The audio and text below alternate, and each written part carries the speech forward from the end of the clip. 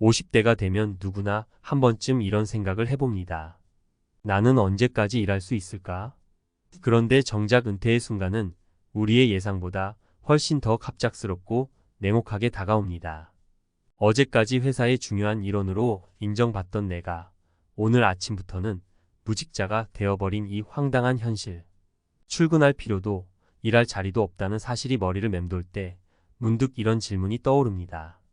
내 인생은 이제 어떻게 될까?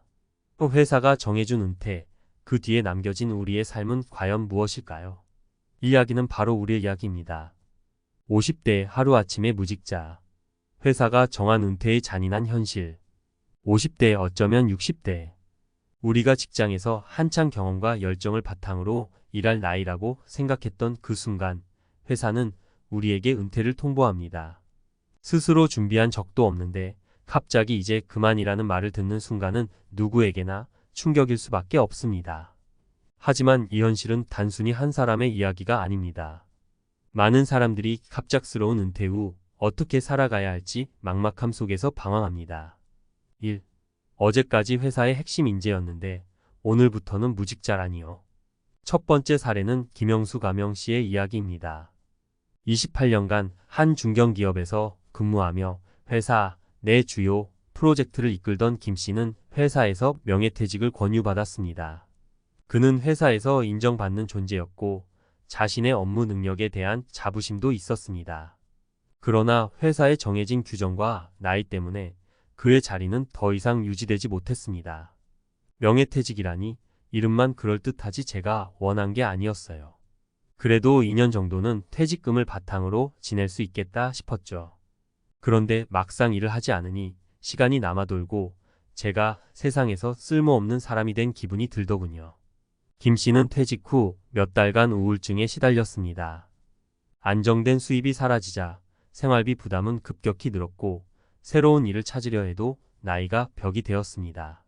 김 씨의 사례는 우리에게 중요한 교훈을 줍니다. 은퇴는 우리의 의지와 상관없이 찾아올 수 있습니다. 준비되지 않은 은퇴는 곧 생활의 위기로 이어질 수 있다는 것입니다. 2. 퇴직 후 부부 관계도 달라지더라고요. 두 번째는 최정희 가명 씨의 이야기입니다. 최 씨는 대기업에서 퇴직한 남편과 함께 은퇴 후를 꿈꾸며 작은 농촌 마을로 이사했습니다. 남편은 회사에서의 권위적인 태도를 가정에서도 유지하려 했고 퇴직 후에도 그 습관이 변하지 않았습니다. 퇴직 후 남편이 하루 종일 집에 있으면서 잔소리가 늘었어요. 왜 돈을 이렇게 쓰냐, 집안일은 왜 이렇게 느리냐라며 끊임없이 불평을 했죠. 제가 일하고 가정을 돌보느라 바빴던 시간에는 괜찮았는데 남편과 하루 종일 붙어 있다 보니 서로 부딪히는 일이 많아졌어요. 결국 최 씨는 남편과의 갈등으로 상담을 받게 되었고 그제서야 남편도 자신의 문제를 인식하기 시작했습니다. 은퇴 후에는 경제적 준비뿐 아니라 정신적 준비와 가족 간의 관계를 새롭게 설정하는 과정이 반드시 필요하다는 것을 깨달은 사례입니다. 3. 내가 누구인지 잊어버린 기분이었어요. 세 번째 사례는 은퇴 후 자아를 잃어버린 한 남성의 이야기입니다. 박준호 가명 씨는 56세에 은퇴 후 모든 일정을 잃고 하루 종일 TV만 보는 삶을 살았습니다. 그가 일하던 시절에는 항상 바빴고 자신의 역할이 분명했습니다. 하지만 퇴직 후에는 그가 누구인지조차 모를 정도로 정체성의 혼란을 느꼈습니다. 내가 뭘 좋아했는지도 기억이 안 나더군요. 그냥 직장에서 주어진 일을 하며 살아왔으니 그게 전부였죠. 퇴직 후에는 아침에 눈을 뜨고도 내가 왜 살아야 하나라는 생각이 들 정도였어요. 박 씨는 결국 지역의 문화센터에서 사진을 배우며 새로운 취미를 찾기 시작했습니다. 그는 사진을 통해 자신을 표현하며 조금씩 자존감을 회복할 수 있었습니다. 은퇴 후에도 나만의 새로운 정체성을 찾고 삶의 의미를 부여하는 활동이 필수적이라는 점을 보여주는 사례입니다. 은퇴 후 어떻게 살아가야 할까? 이 세 가지 사례를 통해 우리는 은퇴 후 삶이 단순히 재정적인 문제만이 아니라는 것을 알 수 있습니다. 그렇다면 은퇴를 준비하는데 가장 중요한 것은 무엇일까요? 경제적 준비 퇴직금에만 의존하기보다 소소한 수익 창출이나 연금의 활용을 미리 계획하세요. 은퇴 후 경제적 불안을 줄이기 위해서는 적극적으로 자산을 관리해야 합니다. 가족 간의 대화, 은퇴 후 부부 관계나 가족과의 소통이 중요합니다. 서로의 역할을 재정립하고 갈등을 줄일 수 있도록 노력해야 합니다. 새로운 정체성 찾기, 직장에서의 역할이 사라진 뒤에도 스스로의 가치를 찾을 수 있는 취미나 활동을 찾아보세요. 예술, 봉사활동, 소규모 창업 등 다양한 가능성을 열어두는 것이 중요합니다. 맺은 말, 은퇴는 끝이 아닌 새로운 시작. 은퇴는 누구에게나 두렵고 막막할 수 있습니다. 하지만 준비만 되어 있다면 은퇴 후의 삶은 오히려 자신을 재발견하고 가족과 더 가까워지며 새로운 일을 시작할 수 있는 기회가 될 수 있습니다. 중요한 것은 지금부터라도 나만의 은퇴 설계를 시작하는 것입니다. 50대가 되면 아직 시간이 많다고 생각할지 모릅니다. 하지만 하루아침에 찾아올 은퇴의 현실에 대비하지 않는다면 그때는 정말로 늦을 수 있습니다. 우리 모두 은퇴를 더 이상 두려운 단어가 아닌 인생의 또 다른 장으로 만들 수 있기를 바랍니다. 은퇴 후 삶을 설계하는 법, 전문가가 알려주는 50대의 해답. 은퇴는 단순히 직장에서 벗어난다는 의미로 끝나지 않습니다. 그것은 우리 삶의 구조, 정체성, 그리고 관계까지도 흔들어 놓는 사건입니다. 전문가로서 수많은 은퇴자를 상담하고 그들의 사례를 접하면서 하나의 공통된 진리를 발견했습니다. 은퇴 후 삶은 준비된 사람에게만 의미 있는 기회로 다가온다는 것입니다. 이번 칼럼에서는 은퇴 후 삶을 성공적으로 설계하기 위한 현실적이고 구체적인 방법을 이야기해 보려 합니다. 1. 은퇴는 재정적 안정이 가장 먼저다. 많은 사람들이 퇴직금이 충분히 있으니까 괜찮겠지라고 생각합니다. 하지만 현실은 다릅니다. 평균 수명이 늘어나면서 퇴직금과 연금만으로는 2030년을 버티기가 어렵습니다. 실제 사례를 하나 들어볼까요? 김선우 가명 씨는 53세에 퇴직금을 받고 안정적인 노후를 꿈꿨습니다.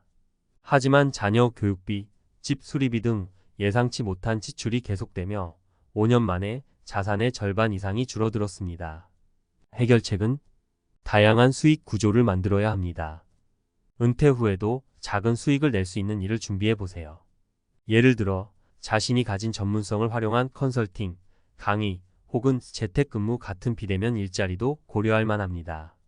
고정 지출을 줄이는 것도 중요합니다.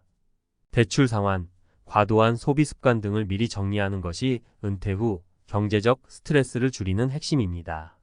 2. 가족 간 대화는 은퇴 후의 관계를 결정짓는다. 은퇴 후의 가장 큰 변화 중 하나는 집에 머무는 시간이 늘어난다는 것입니다.